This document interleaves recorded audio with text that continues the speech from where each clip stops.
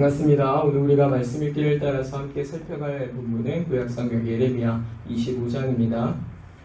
선지자 예레미야는 요시야 왕 제13년에 부름을 받아서 유다의 마지막 왕인 시드기야에 이르기까지 그 땅에서 활동했던 선지자입니다. 그러니까 유다의 마지막을 함께 하면서 하나님께서 그 이전의 선지자들을 통해서 말씀하셨던 징계라고 하는 것의 성취를 직접 경험하고 바라봤던 선지자가 바로 이 예레미야입니다. 그는 우리에게 눈물의 선지자라고 하는 별칭으로 자주 소개가 되기도 하는데, 이는 그가 하나님의 말씀을 거부하고 살아가는 자기 민족의 부패함, 그리고 자기 민족의 죄악을 바라보면서 진심으로 슬퍼했을 뿐만 아니라 그 백성을 징계하셔야 하는 하나님의 마음을 대변하는 일에 있어서도 굉장히 정직했고 또 진실했기 때문에, 또 자기 백성의 멸망을 바라보면서 또 스스로가 직접 포로 생활을 경험하면서 그 나라를 잃어버린 슬픔 속에서, 많은 눈물 속에서 하나님께서 회복하실 그때를 기다렸고, 또 스스로가 하나님의 말씀을 전하면서 많은 고난도 당했던 선지자로서 우리에게 눈물의 선지자라고 하는 별칭으로 알려져 있기도 합니다. 뿐만 아니라 요시야 왕이 죽었을 때에는 그가 애가를 지어서 정말 애통한 그 마음을 표현을 할 만큼 참 쉽지 않은 사명을 감당하면서 살아야 했던 선지자이기 때문에 우리에게 눈물의 선지자라고 하는 이름으로 아주 익숙하게 알려져 있는 것입니다. 예레미야 선지자가 자기 백성에게 전했던 하나님의 말씀은 그 이전에 활동했던 선지자들의 그것과 크게 다르지 않습니다. 이사야 선지자를 통해서 주어졌던 그 하나님의 말씀과도 크게 다르지가 않고, 또 히스기야 왕 때부터 활동했던 미가 선지자를 통해서 주어졌던 그 하나님의 말씀과도 다르지 않습니다. 자기 백성의 회개를 촉구하고 또 그 백성의 멸망을 선언을 하면서 그렇게 하나님의 말씀을 전하고 살아가는 것이죠. 물론 차이가 있다면 이 예레미야의 이 글 안에는 70년 후의 회복이라고 하는 것이 조금 더 구체적이고 명확하게 드러나고 있다라고 하는 것이 조금은 차이지만, 그러나 그 앞에서 전하였던 선지자들이 말씀했던 그것과 크게 다르지 않은 말씀을 전하고 있는 겁니다. 이러한 예레미야 선지자의 말씀을 통해서 결국엔 우리가 확인할 수 있는 건, 하나님은 자기 백성에게 대해서 끊임없이 한결같이 사랑하셨다라고 하는 점입니다. 그 백성이 이사야 선지자의 말씀도 무시했고 지금 예레미야 선지자의 말도 무시하고 있습니다. 두 사람의 선지자 그 말만 무시하고 살아간 게 아니라 미가를 비롯해서 이름 없는 많은 선지자들, 또 그 당시에 활동했던 선지자들을 통해서 주어졌던 그 하나님의 말씀을 끊임없이 무시하고 살아가는 그때에도 하나님은 끊임없이 자기의 선지자들을 보내시면서 그 백성이 돌아올 것을 촉구하면서 그들에게 끊임없는 그 사랑을 보이고 있더라라고 하는 겁니다. 그렇게 하나님께서 당신의 사랑을 보이시고 그들이 자기 죄를 자복하고 돌아오기를 기다리시지만, 결국엔 그 하나님의 사랑에 대해서 한결같이 꾸준하게 배반하며 살았던 이스라엘 혹은 유다의 모습을 오늘 이 예레미야에서는 잘 보여주고 있습니다. 그러니까 결국엔 하나님의 말씀을 듣지 않는 그 백성의 완악함과 그럼에도 불구하고 그 백성을 사랑하시는 하나님의 그 마음이 잘 나타나고 있다라고 하는 것입니다. 또한 이스라엘 혹은 유다의 망함이라고 하는 것이 그냥 하나님이 그들을 사랑하지 않아서가 아니라, 그들에게 선지자가 없어서 하나님의 뜻을 알 수도 없고 하나님이 그 백성들 가운데 하나님의 말씀을 허락하지 않아서 하나님의 말씀이 무엇인지 알지 못해서 망하게 된 게 아니라, 하나님께서 그 백성을 사랑하셔서 말씀도 주시고 선지자를 통해서 자기의 뜻이 무엇인지 분명하게 알게도 하시지만, 그럼에도 불구하고 그 사랑에 대해서 배반하고 살아가는 탓에 망하게 되었다라고 하는 점을 가르쳐 주면서 결국엔 스스로의 죄악으로 망하게 되었다라고 하는 점을 오늘 이 본문이 잘 가르쳐 주고 있는 것입니다. 이러한 예레미야 말씀 중에 오늘 우리가 함께 읽은 부분은 예레미야 선지자가 자기 백성 이스라엘에 대해서, 유다에 대해서 여전히 돌이키지 않는 그 백성에 대해서 죄를 돌이키고 와라 라고 하는 것을, 회개해라 라고 하는 것을 촉구하고 있는 말씀인데, 오늘 우리는 함께 읽은 이 말씀을 중심으로 해서 각자의 길에서 돌이키라 라고 하는 제목을 가지고 하나님께서 자기 교회에 베풀어 주시는 그 은혜와 또 그 교회에 요구하시는 생활, 그러니까 교회의 행실이라고 하는 것이 어떠해야 되느냐라고 하는 점을 조금 더 주의해서 생각해 보고자 합니다. 오늘 우리가 읽은 이 본문을 볼 때 조금 주목해서 볼 것은 오늘 이 본문이 기록되는 게 시간의 순서를 따라서 기록되고 있지 않다라고 하는 겁니다. 그러니까 시간의 순서를 보자면 24장이 25장 뒤에 나와야 정상이다 이겁니다. 25장이 24장의 자리로 가야 되고 25장이 뒤에 있는 게 아니라 그렇게 앞으로 가야 되고 24장이 뒤로 와야 시간의 순서상으로는 그게 맞다라고 하는 거죠.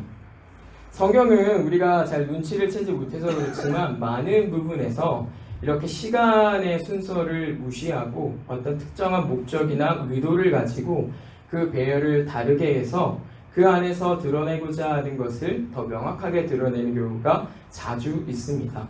이 본문에서만 그런 것이 아니고 구약의 많은 부분에서 이 모습들을 우리가 확인할 수가 있는데요.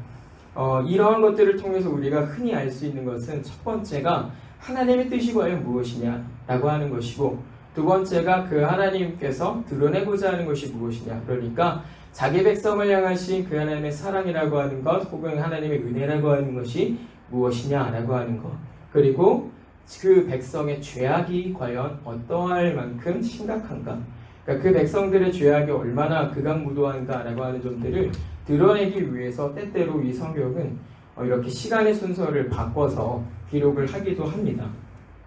우리가 이 부분이 시간의 순서를 이제 따르지 않고 조금 바꿔서 기록이 되었다라고 하는 걸 확인할 수 있는 건 오늘 우리가 읽은 25장의 첫 번째 절에서 나와 있는 느부갓네살 원년에라고 하는 표현을 통해서 확인이 가능합니다. 느부갓네살 원년이라 라고 이렇게 말씀을 하고 있는데 이때가 언제냐면 느부갓네살 왕이 이제 자기의 부왕이신 그 느부갓네살 왕의 아버지가 되는 그 바벨론의 왕이 죽고 난 다음에 그 바벨론이라고 하는 나라를 자기 혼자 처음 통치하기 시작한 그때를 두고서 이제 느부갓네살 원년이라 라고 하는 표현을 씁니다. 느부갓네살이 이때 처음 왕이 된 건 아니고 그 전에 이제 그 아버지와 함께 약간 공동으로 통치를 하면서 이렇게 인수인계 작업을 하는 것처럼 이렇게 그 나라를 다스리는데 느부갓네살 왕의 아버지는 바벨론이라고 하는 나라에서 그 일들을 하고 있으면 느부갓네살은 이 유다를 침공을 해서 이 유다를 점령을 하고 그 안에서 세력을 넓혀가는 일들을 하고 있단 말입니다. 근데 그럴 때 느부갓네살 왕의 아버지가 이제 죽게 됩니다. 그리고 죽고 난 다음에 첫 해를 두고서 느부갓네살 왕의 이제 원년이라라고 이렇게 표현을 하는데요. 이때 무슨 일이 일어났냐면 이제 유다 땅에서는 다니엘과 세 친구들이라고 하는 우리가 너무 유명해서 잘 알고 있는 사람들이죠. 이 사람들을 비롯한 많은 사람들이 이제 포로로 이제 바벨론 땅으로 잡혀가는 것들을 이제 보게 되고 또 성전의 귀중품이라고 하는 것, 성전의 물품이라고 하는 것들이 이제 다 빼앗겨서 바벨론 땅으로 넘어가는 그런 일들이 있게 될 때가 바로 이 느부갓네살 왕 원년에라고 하는 그 시기입니다.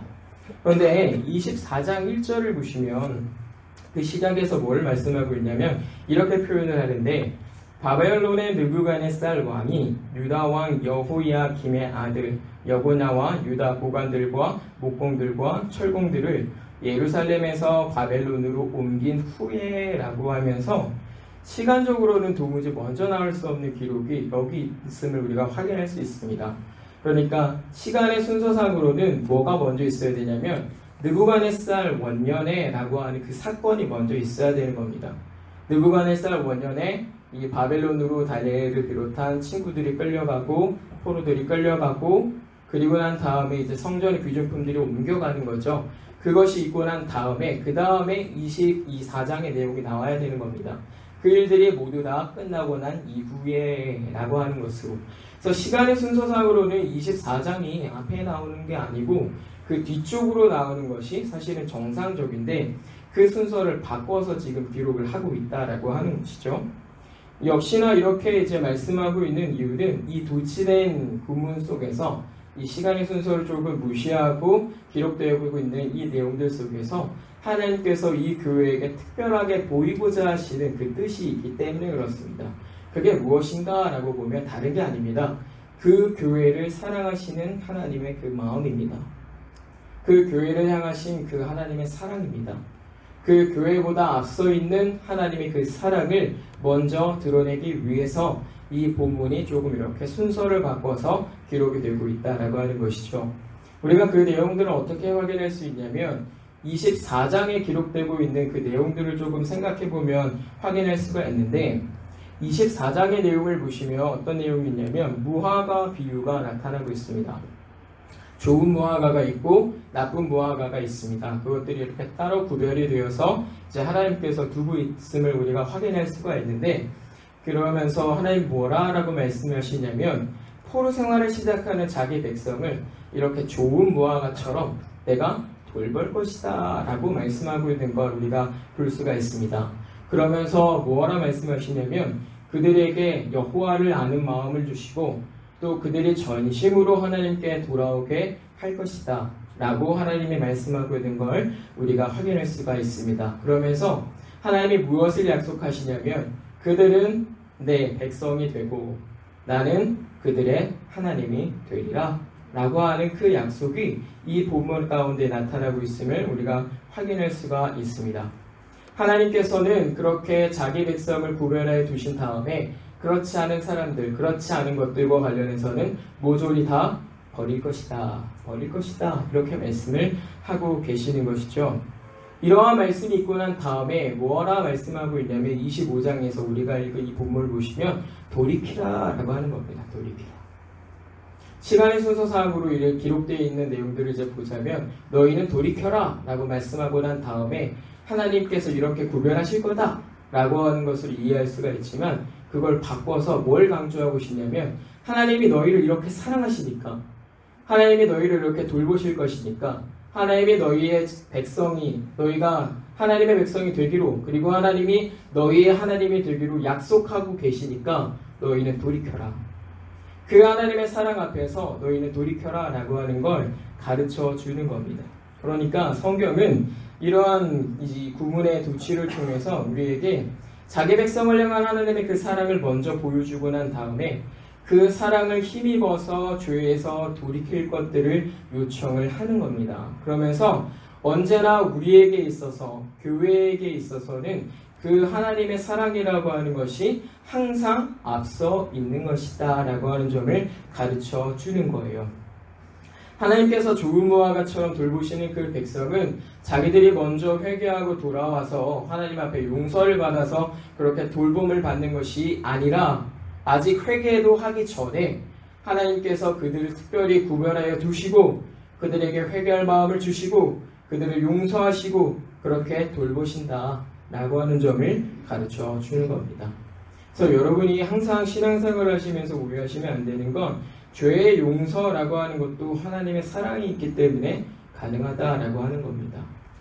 우리는 회개해서 용서를 받는 줄 아는데요. 아주 틀린 말은 아닙니다. 그런데 그 회개를 통해서 용서하시려고 하는 그 하나님의 사랑이라고 하는 게 그것들에 있어서 앞서 있지 않으면요. 아무짝에도 쓸모가 없는 거예요. 하나님께서 왜 악인들의 회개를 받지 않으시겠습니까? 그건 하나님께서 그들을 사랑하지 않기 때문이에요. 그런데 왜 하나님께서는 교회의 부족한 회개를 받으시니까? 그건 하나님께서 그 교회를 사랑하시기 때문이에요. 너무나 사랑하시기 때문입니다. 그들의 부족함이 조금 더 허물이 되지 않고 그들의 부족함이 조금 더 나쁜 것이 되지 않을 만큼 하나님께서 그 교회를 너무나 사랑하시기 때문에 그들의 부족한 형편 속에서 넉넉하게 용서받고 사는 것이죠. 그게 우리 신앙, 그게 우리의 교회의 삶이라고 하는 겁니다. 예레미야의 이 기록은 그걸 가르쳐주고 싶은 거예요. 왜 이것들을 가르쳐야만 했냐면 그 당시에 교회가 이걸 잊고 살기 때문에 그렇습니다. 자기들이 먼저 하나님의 백성을 자처하고 자기들이 먼저 하나님을 찾아서 나온 줄 아는 그 백성이란 말이에요. 그게 아니란 말입니다. 하나님이 먼저 그들을 찾으셨고 하나님이 먼저 그들을 가까이 하셨고 하나님이 먼저 그들을 품으셨습니다. 그들을 용납하셨어요. 그렇기 때문에 가능했던 삶이 이스라엘이라고 하는 그 이름이고 유다라고 하는 그 영광스러운 자리에서 사는 것이었단 말입니다. 교회로 살기 시작한 것이 이 사랑 때문이었다라고 하는 건데 당시의 교회가 이걸 잊어버리고 사는 거예요. 이걸 잊어버리고 그 받은 사랑과 은혜들을 기억하지 않고 그것들을 배반하면서 살아가는 겁니다. 자기들이 마치 뭐라도 된 것 마냥 자기들이 마치 뭐라도 되어서 하나님 앞에 무엇인가 내는 것 마냥 그렇게 살아가는 겁니다. 그래서 성경은 그거 아니다. 그거 아니다. 하나님의 사랑이 항상 앞서 있고 그 하나님의 사랑이 있기 때문에 하나님 우리를 돌이키도록 하신다. 그렇기 때문에 우리를 용납하려고 하신다라고 하는 점을 가르쳐 주는 것이죠. 그래서 우리가 언제나 기억을 해야 될 것은 교회의 열심보다 하나님의 사랑이 항상 앞서야 된다고 하는 겁니다. 오늘날 교회를 보십시오. 자기들 열심이 하나님의 이 사랑보다 먼저 앞서 있는 줄 알아요. 마치 우리가 열심히 하고 무엇인가 많이 했기 때문에 하나님한테 무엇을 받아낸 줄 알고 살아갑니다. 내가 무엇인가 열심히 하고 하나님 앞에 그럴 만한 것들을 했기 때문에 무엇인가 결과를 얻었다라고 생각합니다. 착각이죠. 그 착각이 오늘날 교회의 이 어려운 형편들을 만들어낸 겁니다. 뭐 한 게 있습니까? 교회가 성장하면서 없어요. 굉장히 특별한 은혜들 속에서 하나님께서 이 교회를 폭발적으로 성장하게 하시고 자라게 하시고 자리하게 하셨단 말이죠. 우리의 구원을 생각해 보십시오. 여러분 하나님 앞에 말씀을 듣기를 간청해서 나오신 분이 계십니까? 그 하나님의 이름을 내가 섬겨야겠노라 결단하고 이 자리에 나오신 분 계십니까? 그 하나님을 너무나 사랑하고 그 하나님이 너무나 좋아서 이 자리에 나오신 분 계십니까? 아니에요. 처음에 하나님이 어떤 분인지도 몰랐고 그리스도가 누구인지도 몰랐어요. 그런데 누군가를 통해서 전해드린 그 이름이 나를 불러냅니다. 어디로? 죄에서부터 하나님께로. 그리고 나온 자리가 오늘 우리 이 자리란 말입니다. 여러분 우리 이 자리에 왜 나왔습니까? 내가 결심하고 결단해서 나왔습니까? 아니에요. 하나님이 우리를 끊어내지 않았기 때문이에요. 왜 안 끊어내십니까? 우리를 사랑하기 때문에. 교회로서는 그 사실을 잊고 살아서는 안 된다라고 하는 점을 우리 시간의 순서를 바꿔서 기록되어 있는 본문이 가르쳐 주는 겁니다. 회개라고 하는 것까지도 하나님께서 우리에게 어떤 그런 사랑하는 마음을 주셔서 우리로 하여금 죄에서 돌이키도록 하나님께서 이렇게 일하시지 않으면 회개하지 않는단 말이에요. 교회로 살아가지만 모두가 다 회개하고 살아갑니까? 아니에요. 그렇지 않아요. 너무나도 뻔뻔하고 목이 고든 백성처럼 나 잘못한 거 없다. 나 그렇게 실수한 거 없다. 내가 왜 그렇게 뭘 잘못했다고.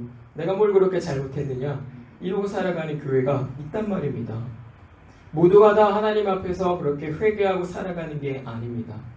하나님의 사랑을 인정하고 그 사랑에 대해서 내게 회개할 수 있는 기회를 주심에 대해서 나를 용서하시겠다라고 하는 준비하신 그 하나님의 마음에 대해서 합당하게 반응하고 살아가는 사람들이 하나님 앞에 그렇게 회개하고 기회를 얻어 살아가는 거예요. 그래서 우리는 이 말씀을 통해서 그렇구나. 하나님의 사랑이라고 하는 것이 항상 이 교회보다 앞서 있고 그 사랑이라고 하는 것이 교회보다 앞서 있기 때문에 이 교회로서는 그거 보고 살아야 되는구나 라고 하는 걸 배우는 겁니다. 우리가 이어서 볼 것은 이러한 하나님의 사랑에 대해서 교회가 어느 정도로 배반할 수 있느냐라고 하는 겁니다. 다른 말로 하나님께서 베풀어 주신 그 교회에 대해서 얼마나 이 교회가 그 사랑에 대해서 겸손하게 반응하고 살아가느냐, 얼마나 그 사랑이라고 하는 것을 가볍게 여기고 살아가느냐라고 하는 것입니다. 자, 오늘 본문 보시면 예레미야 선지자는 활동할 때 유다의 왕 요시야 13년부터 활동했다라고 말씀하고 있습니다. 그리고 그 활동 기간이 지금 23년이 되었다라고 말씀하고 있어요. 그런데 그 결과가 무엇입니까? 순종하지 않고 귀를 기울여 듣지 않았다라고 말씀하고 있습니다. 4절 보니까 그렇게 말씀하고 있는데요. 무려 23년이라고 하는 시간이 지났는데도 하나님 앞에 회개하고 돌아온 사람들이 없었다라고 하는 거예요. 이 예레미야 선지자가 하나님의 사랑이라고 하는 것을 침묵했겠습니까? 아마 저보다 더 뛰어나게 그 하나님의 사랑이라고 하는 것들을 전했을 거예요. 그리고 그들에게 돌이켜라, 회개해라 라고 하는 것들을 말씀하셨을 하셨을 겁니다. 능력 있게 하나님을 그렇게 의지하며 살아가는 선지자를 통해서 하나님께서도 역사하셨을 거예요. 그런데 23년이 지난 그 시점에서 어떤 결과를 보이는 겁니까? 순종하지 않고 귀를 기울여 듣지 않았다라고 하는 겁니다. 그 백성들이 하나님께서 주신 그 훈계를 거절하면서 얼마나 극악무도하게 행동했는가라고 말씀하고 있는 겁니다. 여기서 꾸준하게 라고 번역되고 있는 이 단어는 히브리어 샤크함이라고 하는 단어가 쓰이는데 이른 아침 혹은 눈을 뜨자마자 라고 하는 표현으로도 번역이 가능한 단어입니다. 그러니까 하나님께서 자기 백성의 죄악을 돌이키기 위해서 얼마나 애를 쓰셨느냐, 얼마나 노력하셨느냐, 얼마나 일하셨느냐라고 할 때 아침에 눈 뜨자마자 그 초아침부터 가장 이른 그 시간부터 하나님께서는 그 백성들이 돌이키도록 그렇게 일하셨다라고 하는 거예요. 그렇게 선지자들을 재촉하시고 선지자들을 보내시면서 날이면 날마다 하루도 거르지 않고 그 일찍부터 그 백성이 돌이키기를 기다리셨는데 그렇게 하셨는데 그 백성이 거기에 대해서 조금 더 반응하지 않았다라고 하는 겁니다. 이 부분이 굉장히 충격적인 겁니다. 여러분, 이 요시야 왕 13년부터 23년이 지나는 시간 동안 어떤 일들이 있었는지를 아시면 더 깜짝 놀라실 겁니다. 요시야 왕 13년부터 23년이 지나는 동안 어떤 일들이 있었냐면 먼저 요시야 왕 13년에 이 요시야 왕이 개혁을 하면서 모든 우상들을 불태우는 일들을 이제 하게 됩니다. 아세라 목상도 찍어 없애고요. 심지어 산당이라고 하는 것도 없애가지고 우상 숭배할 수 있는 여지가 없어지는 그 환경에 있는 게 이 요시야 왕 13년 때예요. 역대하 34장 3절 보시면 이런 말씀이 있는데요. 아직도 어렸을 때 곧 왕위 있은 지 8년에 그의 조상 다윗의 하나님을 비로소 찾고 제12년에 유다와 예루살렘을 비로소 정결하게 하여 그 상단들과 아세라 우상들과 아로 새긴 우상들과 부어 만든 우상들을 제거하여 버리매. 요시야 왕 12년에 이미 우상 숭배가 될 만한 것들이 다 제거가 됐어요. 그런데 요시야 왕 그 14년 때부터 지금에 이르는 동안 그 백성이 뭐 했다는 거예요? 순종하지 않았다라고 하는 거예요. 우상 숭배할 것이 없어졌는데 이상하게 하나님의 말씀에 순종하지 않았다라고 하는 겁니다. 뿐만 아니라 이 당시의 상황이 좀 더 지나면요. 요시야 왕 18년에는 무슨 일이 있냐면 율법책을 발견을 하면서 이런 이제 언약을 세웁니다. 하나님 앞에 요시야 왕이 마음을 다하고 목숨을 다하여 여호와를 순종하고 그 계명과 법도와 율례를 지켜 율법책에 기록된 언약의 말씀을 이루기로 이렇게 하나님 앞에서 왕이 서약을 해요. 맹세를 합니다. 근데 왕만 그렇게 하는 게 아니라 그 백성이 다 옳소이다 우리가 그렇게 하겠습니다 라고 하는데요. 그 일이 있었는데도 불구하고 하나님의 평가는 뭐라는 겁니까? 순종했다, 순종하지 않았다? 순종하지 않았다. 더 충격적인 건요, 이 다음에도 나오는데요. 무려 이 사무엘 선지자 이후에 처음으로 이 유다의 왕 요시야가 유월절을 지키게 됩니다. 유월절이라고 하는 것을 온전히 지키는데 선지자 사무엘 이후에 이와 같이 지킨 왕이 없었다라고 할 만큼 이 일들은 굉장히 하나님 보시기에 기쁜 일이었어요. 하나님께서 유월절, 그들의 죄악을 용서하시면서 이렇게 뛰어넘어간 것들을 기념하는 그 절기인데요. 하나님의 은혜를 기억하는 것이죠. 그런데 그 절기를 지키고 살기 시작한 그 백성들에 대하여 하나님이 순종하지 않았다고 말씀하고 있는 겁니다. 이게 굉장히 충격적인 거예요. 하나님을 섬길 수 있을 만큼 좋은 환경이 되었고 왕의 마음은 굳어서 그 하나님을 따라 살아가기로 결심하고 살아가는데 그런데 그 백성들의 일부 중 누군가는 그걸 따르지 않는 겁니다. 여전히 그 안에서 폐역한 마음을 가지고 그것들을 숨긴 상태에서 겉으로는 하나님의 말씀을 따르는 척 순종하는 척 살아가지만 실제로는 그 하나님을 섬기지 않고 살아가는 그 유다의 모습이 여기 있었다라고 하는 거죠. 하나님의 말씀에 대해 순종하지 않고 그 말씀에 귀 기울여 살지 않았다. 그리고 끊임없이 그들이 우상을 만들어 내었다라고 하는 거죠. 굉장히 두려운 기록입니다.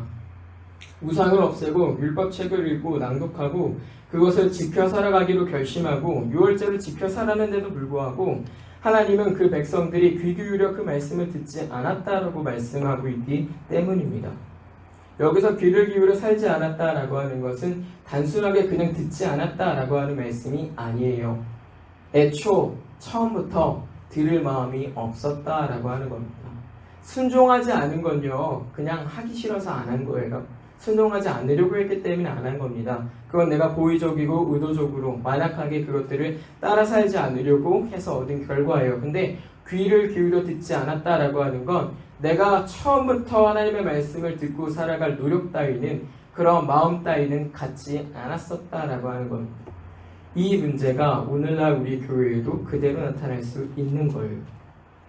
여러분, 오늘날 한국교회 예배가 얼마나 많이 있습니까? 한국교회 얼마나 많이 모임이 있습니까? 얼마나 좋은 때입니까? 어디만 돌려도 말씀을 듣기가 참 좋죠. 아주 몇 분짜리로 그 말씀을 들을 수도 있고 확인이 가능합니다. 어느 곳에서든. 그리고 우리 지금 기도회로 모였지만 얼마나 우리가 매주마다 그리고 매일마다 하나님을 찾아 모일 수 있는 어떤 환경들이 있고 한다는 것이 얼마나 좋습니까? 내가 새벽을 열어서 하나님 앞에 기도하러 간다라고 그럴 때 그것들을 다리를 분질러 드려야겠다라고 하는 사람도 없고요. 우리가 하나님을 찾아서 기도하고 예배해야겠다라고 주일에 나올 때 그것들을 뜯어말리는 사람들도 없습니다. 더울 때는 시원한 바람이 나오고 추울 땐 따뜻한 바람이 나오고 우리를 아주 뜨거운 햇살에서도 지켜주기도 하고 그렇게 좋은 환경 속에서 예배하며 살아갈 수 있는 환경이 되었죠. 근데 그 안에 여전히 이러한 죄악이 지적이 될 수 있는 거예요. 무엇? 귀 기울여 듣지 않았다. 하나님을 예배하면서 살아가는 종교적인 형태는 갖추었을지 모르지만 하나님을 찾는 것과 같은 그런 종교적인 형태들은 갖추었을지 모르지만 그 마음은 처음부터 하나님의 말씀을 듣고 따라갈 그런 마음이, 그런 생각이 없었다. 설교를 들으실 때 그래서 잘 생각하셔야 됩니다. 여러분, 처음부터 말씀을 듣고 살아갈 마음이 없으면요 절대로 안 들립니다. 절대로 안 들려요.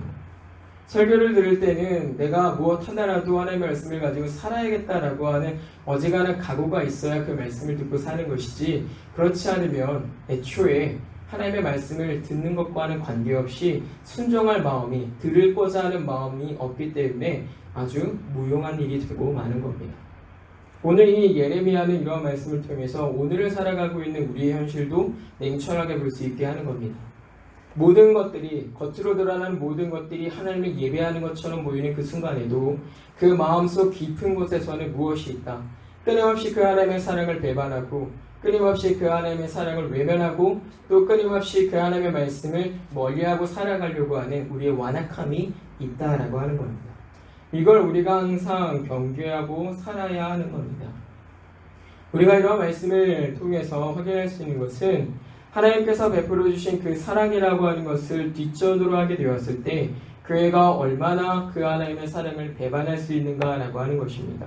뿐만 아니라 성공적으로 보이는 그 개혁 속에서도 결국엔 자기 자신이 하나님의 말씀으로 개혁되지 않은 그 사람은 결국엔 폐역한 백성으로 살아갈 수밖에 없다라고 하는 걸 가르쳐 주는 겁니다. 그래서 오늘 이 본문에서는 각자의 죄악을 돌이켜라. 각자의 악행을, 각자의 악한 그 길을 벗어나라 라고 가르쳐 주는 겁니다. 이게 굉장히 우리가 잘 기억하고 살아야 되는 겁니다. 하나님의 말씀을 가지고 산다는 것은 전체가 함께 할 수 있는 일이긴 하지만 결국엔 각자가 내가 잘해야 되는 일이라 라고 하는 거예요.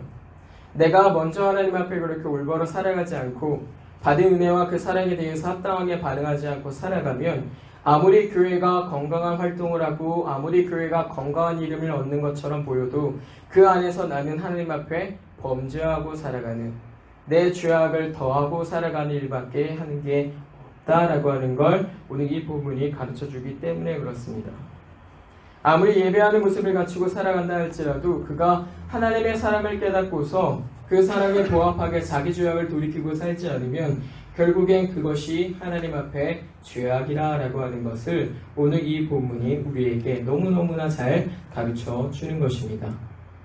사랑하는 성도님들, 오늘 우리는 함께 읽은 이 본문을 통해서 교회는 선행되는 하나님의 그 사랑을 인정하고 또 자기의 열심을 이 사랑보다 앞세워서는 안 된다라고 하는 것을 교훈받습니다. 하나님의 사랑보다 교회의 열심이라고 하는 것이 앞서게 되면 그 일들은 하나님의 사랑을 배반하는 것으로 결론이 나게 되어 있습니다. 왜 그렇습니까? 하나님의 길에서 벗어나서 자기 열심 따라서 자기의 길을 가기 때문에 그래요. 각자의 길에 서 있으면 그건 교회가 아닙니다. 각자의 그 길에서 돌이켜서 하나님께서 걸으라 하신 이 정도를 걸어야 그것이 교회의 걸음이고 하나님의 길을 따르는 성도의 삶인 것이죠. 오늘 우리는 이 말씀을 받으면서 우리 자신이 우리 각자의 길에 서 있어서 하나님을 배반하는 그 길에 이르고 있는지 점검해 봐야겠고, 또 나 자신이 지나치게 나의 열심을 앞세워서 하나님의 사랑을 뒷전으로 하고 있는 건 아닌지라고 하는 것을 기억을 좀 조심을 하면서 하나님의 사랑을 항상 앞세워놓고 그 사랑 바라보면서 견실하게 걸어가는 교회가 되어야 하겠습니다. 두 번째는 우리 교회가 각자의 죄악을 돌이키도록 하시는 이 하나님의 말씀에 귀를 기울일 필요가 있다라고 하는 겁니다. 하나님은 오늘 본문에서 각자 스스로의 죄악을 돌이키라 말씀합니다. 이 말씀은 결국엔 신앙에 있어서 죄의 문제는 자기 책임이라는 겁니다. 누구 때문이 아니고 어떤 상황 때문이 아니라 결국 자기 자신의 문제인 겁니다.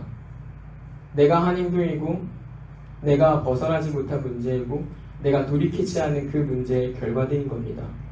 옆에서 누가 뭐라고 하든 어떤 상황이 어떻게 있든 내가 하나님 앞에 돌이키고 살아가면, 내가 그것들에 영향받지 않고 살아가면 그러면 되는 거예요. 그런데 옆에서 누가 뭐라고 한다 그래서 그것대로 따라가고, 옆에서 어떤 상황이 있다 그래서 그것대로 따라가고, 그러다가 내가 하나님 앞에 돌이키고 살아가야 된다는 걸 잊고 살아가면 그건 자기 책임이라는 거예요. 이스라엘은요, 많은 사람들이 그렇게 했기 때문에, 누가 그렇게 했기 때문이 아니라 결국엔 각자가 하나님을 떠나 살았기 때문에 망한 겁니다. 오늘 이런 말씀을 가지고 우리가 보면서 내가, 신앙에 있어서는 내가 문제다라고 하는 것들을 잘 기억을 하고, 과연 내가 하나님 앞에 과연 성실한, 견실한 교회로 있는가, 과연 내가 그렇게 든든한 교회로 서 있는가라고 하는 점을 확인을 하고, 또 내가 과연 그렇게 하나님 앞에 돌이키고 살아가는가, 나 자신이 과연 돌이키고 살아가는가라고 하는 점을 기억을 하면서 죄의 문제에 있어서는 변명의 여지가 없다라고 하는 걸 기억하고 죄의 문제를 잘 지혜롭게 피하며 사는 우리 모두가 되어야 하겠습니다. 그때 그 교회는 외적으로는 제법 교회로서의 모습을 갖췄을지는 모르지만 결국엔 각자가 처음부터 하나님의 말씀을 들을 생각도 없었던 까닭에 망하는 결과를 보게 됩니다. 오늘 우리는 이 말씀을 보면서 이 망하게 되는 일들을 경계하시는 하나님을 우리가 생각해보고, 또 이 말씀을 귀 기울여 주의 깊게 살아가면서 우리가 그렇게 망하는 게 아니라 하나님의 사랑을 잘 드러내고 그 하나님의 사랑을 힘입어서 나 자신을 잘 돌보고 살아가는 그러한 견실한 교회로 살아가는 우리 모두가 되기를 주님의 이름으로 부탁을 드립니다. 모쪼록 각자의 길에서 넘어지지 마시고 속히 돌아오셔서 주의 길에서 견실하게 걸어가는 우리 성은교회가 되기를 바랍니다.